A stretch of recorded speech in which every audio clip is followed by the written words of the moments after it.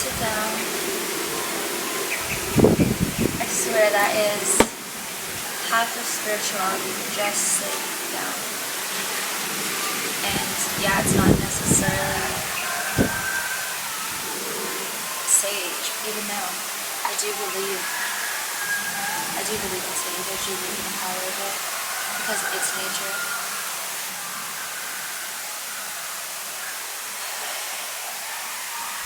The thing is, you think you go to nature and you think you're going to be in a blissful quiet, but even then noise has become something, it's such a luxury.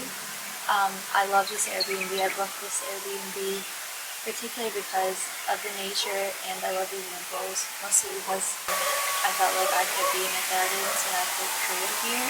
It's this private apartment, like this open space, but there's been so much construction going on here in this area of where I'm at, so it is what it is. It seems like everywhere I go there's roosters, there's noise, and at times I'm like, why was I thinking I should move back to New York or a place or somewhere where, why was I thinking I should move back to a place that not hold my nervous system, which is a lesson in spirituality, which is where I want to talk about today.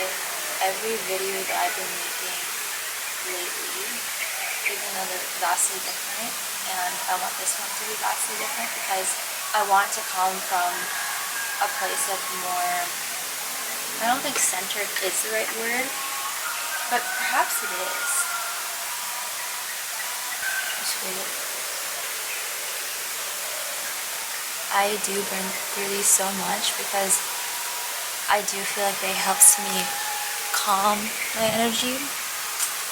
I do feel like it helps when you're very sensitive to energies. I feel like I constantly, even this is a spiritual practice, me constantly explaining myself. Why am I constantly having to explain but not having to? You see yourself when you talk.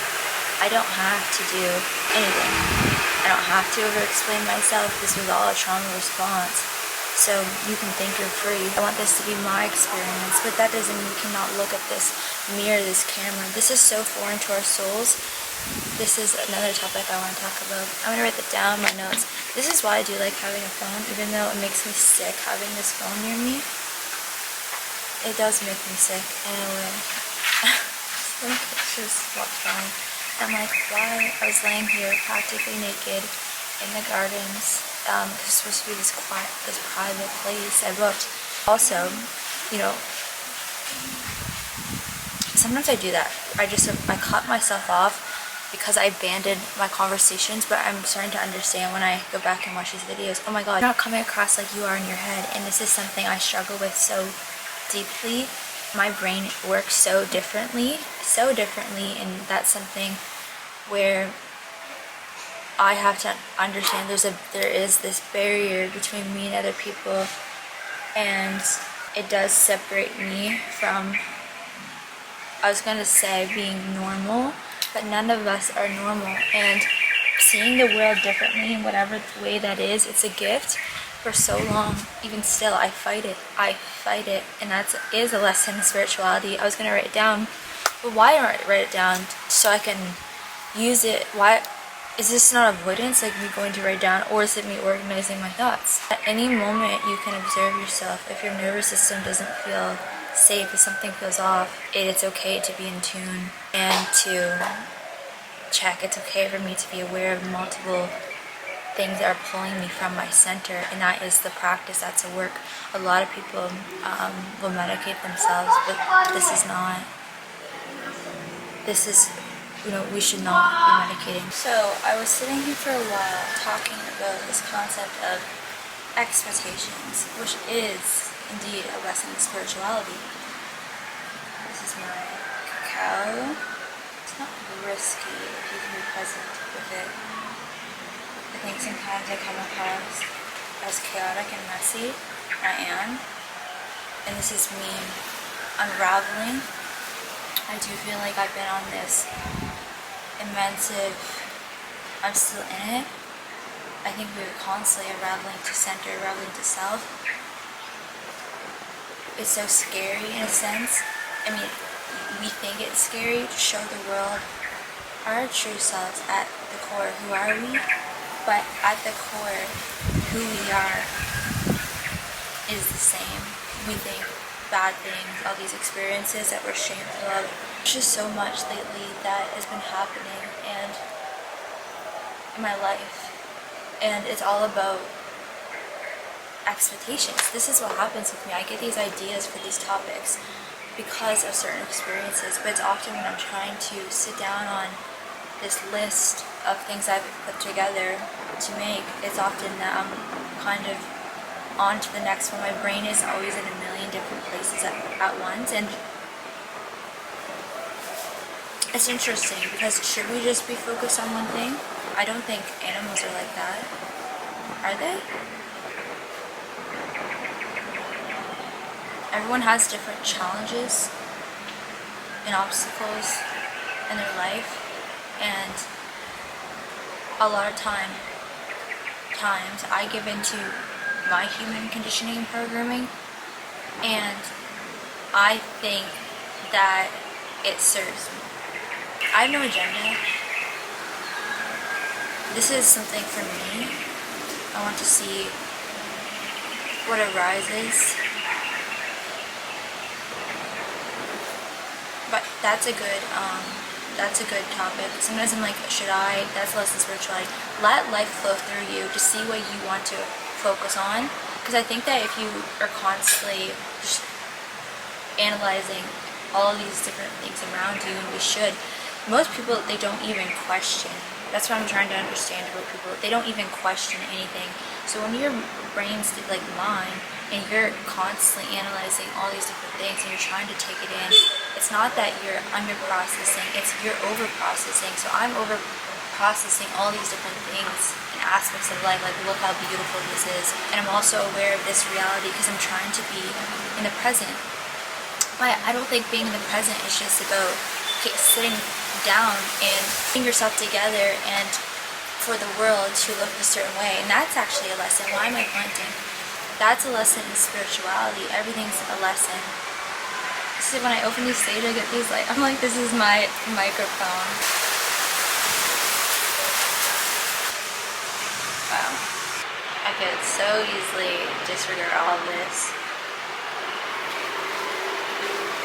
I cry because there's shifts that are happening. Why? I don't know.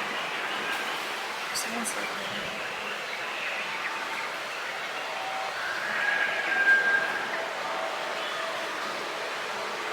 It's like I don't go to sleep. I didn't know. Yeah.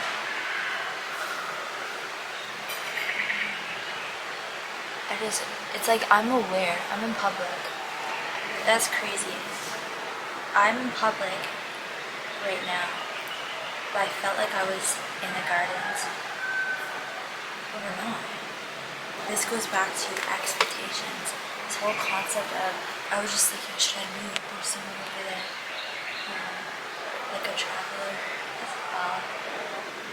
And part of me feels uncomfortable, and part of me is like, should I go move this into a place where I feel safe to be myself? Because that's what it is. We live in a world that it's so hard to even get back to this like core essence of who we are, but that's the magic of life.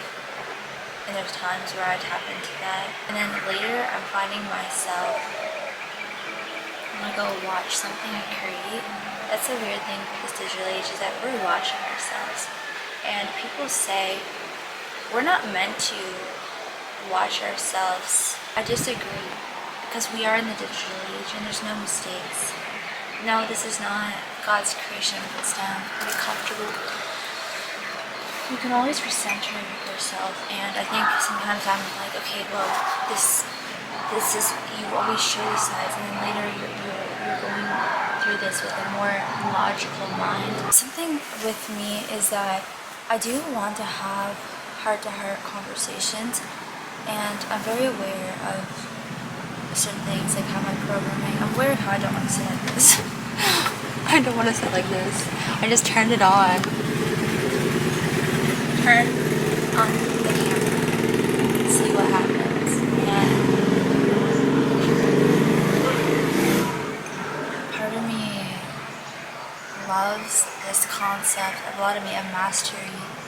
I think mastery is beautiful, and not every stage of my life I will be. I was gonna say I will never, like my stage of life, I won't necessarily be in nature, but it's not true, because I will always find I need nature. I need nature as medicine to self-regulate, to self-soothe. I think it's good to have structure, because I think there's a trap in spirituality where you're too into the spiritual world, and I see a lot of it here. Even though it's a good way of seeing different ways of living, and I do agree with it more.